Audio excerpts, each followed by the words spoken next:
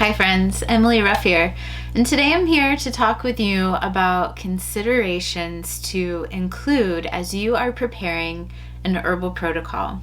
Whether you're working with a client or family and friends, determining the details of an herbal protocol is a nuanced art, and it's a dance between you as the herbalist, your client, and the plants themselves. In advance of my upcoming 8-part Herbal Protocol series, I wanted to take a moment to provide a framework of considerations that I encourage all my students to include in their discernment as they are gathering together a plan for those that they're serving. Now, to rewind a little bit, before you can create an herbal protocol, you have to know what you're working with. I absolutely cringe when I see posts on Facebook in a group or a forum asking how someone can treat a certain health condition with herbs, with very little detail to explain the situation at hand. You know, things like, how do I treat this rash? Or what herbs do I need for bronchitis? Or my partner is dealing with gut dysbiosis. What herbs can help him? My mind immediately starts racing to a litany of questions that I want and need answers to before I can ever provide an herbal suggestion. Who is the person we're working with? What is their energetic constitution? What is their health history? What's the quality and chronology and severity and timing and provocation of their symptoms? What is their diet and sleep and stress and lifestyle look like? As you can see, there is a myriad of information that as an herbalist, I want to know before I can ever clearly or responsibly offer an herbal suggestion in return. As an herbalist, the questions we ask and how we ask them helps us find the answers we need in order to be able to create an effective herbal protocol. Being an herbalist is often like being an investigative detective in a way. We can't responsibly provide care based off of one quick question in a Facebook group any more than we can provide a quality protocol in response to a few quick questions that a coworker asks us beside the water cooler in the break room. To offer the very best and most responsible support to others, we have to dig deeper and know more about symptoms, root causes, concurrent conditions, and oh, so much more. So before we look at creating an herbal protocol, we want to look at how we gather information and what information we gather. This process is often called the intake or the interview. In my experience, a comprehensive form provides a really solid foundation for starting an interview process. Intake forms can give us sections to consider and questions, guidelines, so that in the process of having a conversation with a family member or a client, we don't forget certain sections that we want to include in the conversation. Intake forms might include information about the main health concern, secondary issues, health history, constitution, lifestyle, diet, sleep, and stress might be among the categories that we want to dive into. Any pertinent past health concerns, allergies, medical diagnoses, and current treatments should also be considered. As we interview a client, we also want to remember that as much as the questions that we ask and the information that we're trying to ascertain is really important in the process, so too is how we're asking those questions. I always encourage my students to remember that listening is a skill and it's an act of compassion.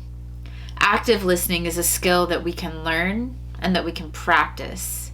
Sadly, it's something that most of us are not trained for or equipped with already as we step into this work.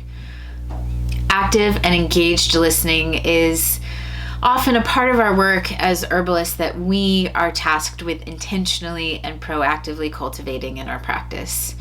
But if we ask the right questions and we ask them in the right ways, we will get far more resource from the answers we receive. We will also give our clients the benefit of feeling heard and supported, which sadly is often an experience that's absent in a doctor-patient relationship where time deadlines mandate the need to keep those visits very short and often abrupt. In addition to the intake or the interview, herbalists should also be making objective assessments of visual cues that the body is presenting. Things like the color and condition of the skin, the temperature of the body, which you can read by just shaking someone's hand when they arrive. Lines and blemishes on the face can give us clues to current or past health concerns internally. Many practitioners of Ayurvedic and Chinese medicine assess the quality of the tongue coating and its shape, or lines, or how the taste buds are appearing. Others will check the nature and condition of the pulse. These and many other aspects of visual assessment can be used to tell a more detailed story about a person's health and to affirm things that we're learning in the interview, or give us an opening of a question that we may need to be asking that's not already been a part of the intake based on what we are visually seeing, what the body is visually telling us. Once you've conducted both the subjective interview and the objective visual assessment, it's time to then assess your findings and piece together these puzzles to understand what it is that we're looking at and how should we gather herbs to address it. I rely in this step of the process both on intellectual analysis of what I've learned, and also I don't discount intuition or hunches, especially around what factors in life might be contributing to a lack of ease in a person's health.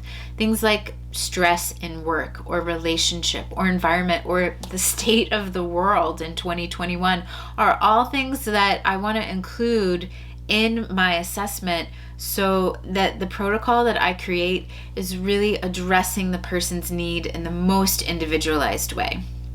That's because, after all, each client we see is a unique individual. As an herbalist, I firmly believe that there is no cookie-cutter, one-size-fits-all approach to building an herbal protocol. At this stage in the process, I lean on my studies, my teachers, my peers, and numerous research resources to confirm what I piece together in the assessment, especially if I'm working with a condition with which I have limited experience. As my assessment becomes clear, I then have the opportunity to develop a personalized herbal protocol. And there are numerous factors that I take into consideration when I'm creating that protocol. Of course, the herbs that address the main concern are central to this process, but as any herb student knows, all you have to do is open an herb book to learn about a health condition, and you'll see a long list of potential herbs that suit the person. How do you determine which of those herbs is right for this person sitting in front of you? One initial consideration is the energetics. And I'm speaking to the energetics of the person, the energetics of their condition, and the energetics of the potential herbs. A hot condition in a hot person could be exacerbated if we use an herb that's warming. Or a moist constitution person that's dealing with a damp condition will just get drowned out if we add damp herbs. So energetics is an important and helpful way for us to navigate between these myriad of options for herbs in our formula to find which herbs are right for that individual person and that individual condition, situation by situation. I also aim to consider the method of preparation and the person's capacity in their life. If a person has limited time and less experience with herbs, then they may not be able to integrate and utilize a complicated herbal formula that requires multiple steps of preparation. As an herbalist, I want to offer an herbal protocol that is delivered via preparations that that person can realistically prepare and will realistically consume. If the protocol requires too many steps, it can feel overwhelming, especially to a person that's new to herbalism, and they may not utilize the herbs in the dosage and frequency that's necessary for the herbs to be effective, or worse, they may just give up entirely. The herbs don't work if we don't use them. So as an herbalist, I want to provide a protocol to my clients that's going to be practical, that they are actually going to use day in and day out. And as an herbalist, we have to keep in mind that what might work for us isn't necessarily going to work for everyone. As an herbalist, I'm a geek about this stuff. I enjoy things that taste like dirt, but that won't necessarily create a condition that works for someone I'm helping that has a busy schedule and is totally new to the practice of herbalism. So one of the most important considerations for me when I'm developing an herbal protocol is ensuring that the protocol is simple and manageable. As I'm developing this protocol, I think about commitment. What is realistic for my client? And also, what has been realistic for me? I never give a suggestion to a client that I haven't tried myself. It's important to me that I have personal experience that I can share with a client to support their use of an herb or of a preparation. Sometimes thinking about flavor and convenience are really helpful in ensuring commitment to a protocol. I like to think of what complementary or supportive herbs might I be able to add to a blend that give it more flavor, that make it more enjoyable to ingest. I think about how can I simplify a protocol? Instead of giving 6 or 8 or 10 different remedies, how can I bundle herbs into 1 or 2 steps that save some time in the process? Of course, we never want to sacrifice effectiveness for convenience, but a seasoned herbalist is going to know how to offer an herbal formula that is convenient and that is practical and still just as effective. I also think it's crucial that we remember that healing is a journey. So as I'm creating protocol, I'm thinking about that journey in baby steps. We can't expect a condition, especially one that's been chronic and existing for years, to just resolve overnight with a few cups of tea. And we equally can't expect a client, especially that's new to herbalism, to just stop everything they're doing to spend all day long making and taking herbal preparations. So as I'm approaching protocol, I identify the most pressing concern, the most open door for bringing some relief and some ease to a situation, and I address that first. Once that initial preparation or protocol has been consumed and integrated for a few days or weeks, long enough to start to become a habit, then I can build on that protocol at a follow-up visit and add an additional step, or add an additional step a few weeks after that. But my end goal of helping a person resolve their concern may require lots of herbs and lots of steps, and throwing all those at a person in an initial visit is just going to scare them away and overwhelm them. And so think about the end goal, think about the ideal protocol, and consider it as a journey and break it up into baby steps that are manageable and practical for your client or your friend to integrate into their daily life. Of course, it should go without saying that if a person is concurrently taking other medications, I always consult appropriate sources to ensure that there are no toxic contraindications or cautions and interactions that we should be concerned about. In my practice, I tend to rely on tonic herbs and nutritive preparations for that very reason, because those types of herbs tend to have fewer interactions than some of our more specific herbs, and they have the benefit of being easy to integrate into food and to recipes. In the process of creating and sharing a protocol with a client, I always relay as much information about my rationale as possible.